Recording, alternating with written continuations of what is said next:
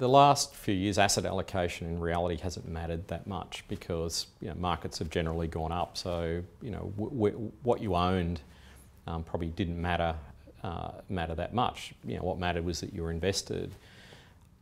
But as things change, asset allocation will matter a lot more because it will be what assets you own, not how you get that exposure, that actually drives returns. And I think the fact that you have seen, I assume we're talking there about sort of US equities having sort of performed very well last year and probably one of the only markets this year to actually deliver positive returns, that won't be the case for everyone. That will turn, and that will turn a whole raft of markets on the back of that.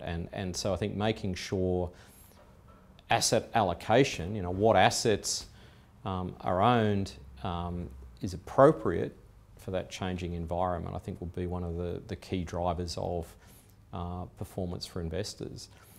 I think there's a couple of other things too that have I think been missed or a benefit in the last few years that will be quite different going forward. The rise of passive strategies in growth-oriented momentum markets. Passive strategies have done quite well. But as things get more difficult, I think active managers that can kind of shift portfolios away from simply momentum towards true value will start to be rewarded. So, I think alongside asset allocation, active management at a sector level will come back and come back strongly.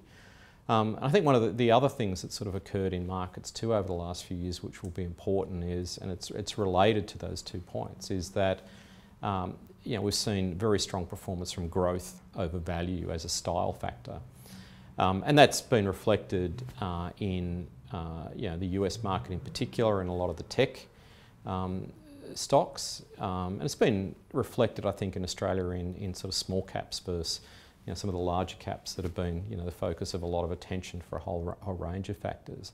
And while over the very long run value as a style tends to outperform growth, in the last 10 years growth has outperformed value by about 50%. So I don't think that'll be sustained.